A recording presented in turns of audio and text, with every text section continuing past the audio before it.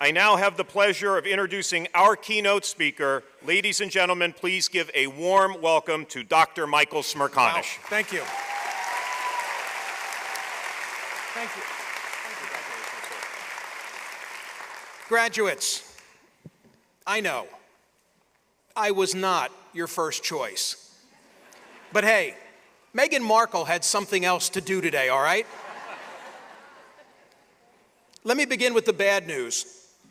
You think that all of your exams are behind you now, but I'm about to administer just one more before you leave campus. The good news is that there'll be no grading for this exam. You can answer to yourself, and there'll only be 4 questions. Here we go. First, the House of Representatives has how many voting members? Second, what do we call the first 10 amendments to the United States Constitution?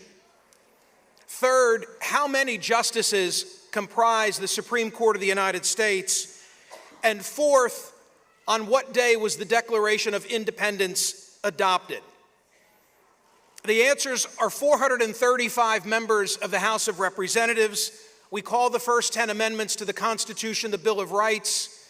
There are 9 Supreme Court justices, and the Declaration of Independence was adopted on July 4, 1776.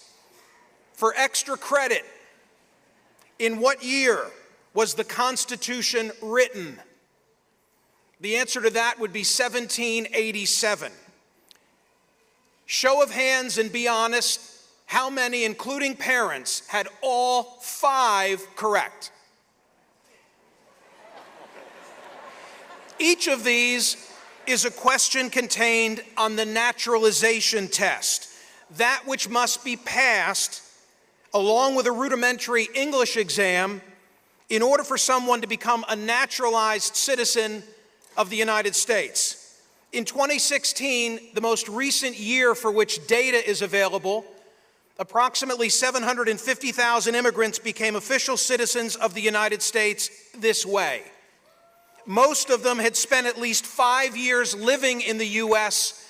and were at least 18 years of age. They were orally asked up to 10 questions each and needed to answer at least 6 correctly. Now, I know that most of you bypassed that process because your citizenship was conferred by your birth in the United States. But ask yourself, if your citizenship were dependent upon your knowledge of our government, would you make it? If not, you've plenty of company.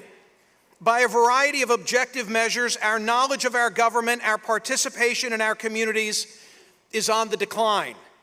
And given our polarized political environment, that couldn't come at a worse time. Almost 50% of Americans don't know that a 5-4 decision from the Supreme Court of the United States holds the same authority and value as a 9-0 decision. Only 1/4 of Americans can name all 3 branches of government, and less than 1 in 4 young people are considered proficient in civic knowledge. Here's another measure of our national lack of participation. We just lived through one of the most electrifying elections of the modern era. Say what you will about the major candidates, but dull it was not. And yet 102 million eligible Americans sat it out. Perhaps that's explained by the fact that 42% of Americans don't think their engagement can influence the government very much. And what a shame that is. In a country where our deliberative process does not involve guns or knives, our representation is not dependent upon a bloodline, nor who has the most feared army. We settle our scores when the curtain is closed on a ballot box, at least when people show up to vote. I'm afraid that many of those to whom citizenship was conferred by birth lack an appreciation for what makes our nation great in this regard. And it's a conclusion I reached in part after I delivered another speech 12 years ago. It was at a naturalization ceremony. And that day I stood before 54 individuals from 27 different nations, each taking an oath in a federal courtroom that was paneled in California Redwood. I told them that as a boy growing up in the Philadelphia suburbs, in Doylestown, as a matter of fact, I shared the dream of many other children to hold the All-American position, which of course meant pitching for the Phillies, but that didn't come to pass. And yet, somehow, I ended up with the quintessential All-American job. I'm a talk show host. And not only do I offer my opinions on radio, I get to do so on television and in print as well. I'm the modern equivalent of those who stood on a soapbox in Philadelphia roughly 250 years ago. What makes mine the All-American job is my ability to speak my mind on matters of public concern without any fear of recrimination. It's a right guaranteed to all of us in the First Amendment to the Constitution, and I draw significance from the fact that it is the very First Amendment to the Constitution, which reads that Congress shall make no law respecting an establishment of religion or prohibiting the free exercise thereof, or abridging the freedom of speech or of the press, or the right of the people peaceably to assemble and to petition the government for redress of our grievances. It's that protection which gave me the ability this week on radio to opine to a national audience about subjects like sports betting, the location of our embassy in Israel, the Iranian nuclear agreement, eminent domain, the Mueller investigation, and the medicinal value of medical marijuana. It's the underpinning of a recent commentary I delivered on television, where I argued that Kanye West and Shania Twain both have the right to be supportive of the president, or not. It's what enabled a newspaper column that I published last Sunday in which I supported the work of Wanksy, a British road artist who spray paints what he describes as a big willy around potholes so as to shame local government officials into fixing them.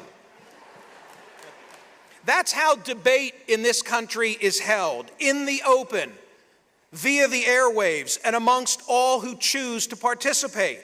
And even though I get paid to offer my views are worth no more than any of your views, nor any more than the views of those who are naturalized citizens. It's a great framework for redress of our grievances, but only when it's utilized. In anticipation of today, I've spent some time acquainting myself with your curriculum. I was impressed to read about the Experience 360 program. That real-world experience is going to serve all of you well. And I was gratified to see that civic engagement is one component of EC 360. Now, coincidentally, just last week, I spoke in a retirement community not far from here. And in the audience was a 90-year-old gentleman named Oscar Larson, a 1952 graduate of this fine institution with a major in dairy husbandry, who then returned to serve as your registrar from 1954 through 1989. Oscar asked me what I intended to share with all of you. And when I said that I wanted to encourage good citizenship, he shocked me by saying that on his watch here at Delaware Valley, students actually received a letter grade for citizenship. Now imagine that, each of your professors weighing in not only on your academic word, but also on what kind of a citizen you are. Ask yourself, if that practice were alive today, what would your transcript reveal? I hope that I'm a good citizen. If you ask me what warrants my invitation to be your commencement speaker, I wouldn't rattle off my affiliations on radio, television, or print. Instead, I would boast of the fact that since I turned 18 in 1980 and registered to vote, I've never missed an election for which I've been eligible. Or I would tell you about how when I was 24, I ran unsuccessfully for the state legislature while I was in law school. I lost that race here locally by 419 votes. I've since located 236 of those people. I might tell you about being appointed by President George Herbert Walker Bush to a sub-cabinet level position where I was responsible for all federal housing in 5 states. Or perhaps I'd share a story that you heard passing reference to about how in 2009 I conducted President Obama's first live radio interview from the White House. I'd been promised 30 minutes, one-on-one with the president, and that the interview would be telecast live on CNN, Fox News, and MSNBC. In anticipation of my interview, I was flooded with thousands of suggested questions from members of my radio audience. And at home, everyone had something they thought I needed to ask of the president, including the night before the interview at family dinner, when one of my young sons said, "Dad, make sure you ask President Obama about the Book of Secrets." And I said, "Okay, but you're going to have to remind me." He said, "Dad, you know, we just saw Nicolas Cage in National Treasure 2, and when a president gets elected, he gets the Resolute desk and the Book of Secrets, and the Book of Secrets explains, did we really go to the moon? Who killed JFK, and what's in Area 51? I said, "Okay, I'll try and work it in, but I don't think I'll have the opportunity." The following day, I was in the diplomatic reception room at the White House. I had planned, I thought, for every eventuality but one, and that is that the president would arrive early while I was still on a commercial break. I didn't want to burn any of my planned topics, but now I needed to make small talk with the commander-in-chief. By now, you should know where this is going. We shook hands, he sat down, and I said, "Mr. President, what's in the Book of Secrets?" To which he responded, "I'd tell you, but I'd have to kill you." We then did the interview. I covered the landscape of subject matter. The Affordable Care Act, which had not yet been passed, the hunt for bin Laden, he'd not yet been killed, an economic program called Cash for Clunkers. I didn't embarrass myself. I didn't create any YouTube moments. I went home with my head held high. And the following day, I was eager to see what the print coverage would be like because the Associated Press had been in the room for our entire interaction.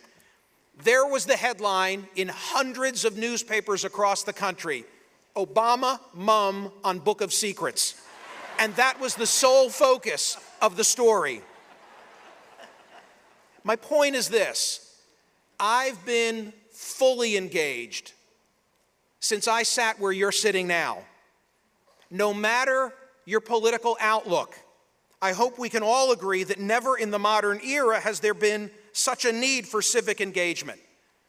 And that's my wish for all of you today. Like your parents, like your siblings, like your friends, like the faculty, I too want you to go forth and conquer your professional goals.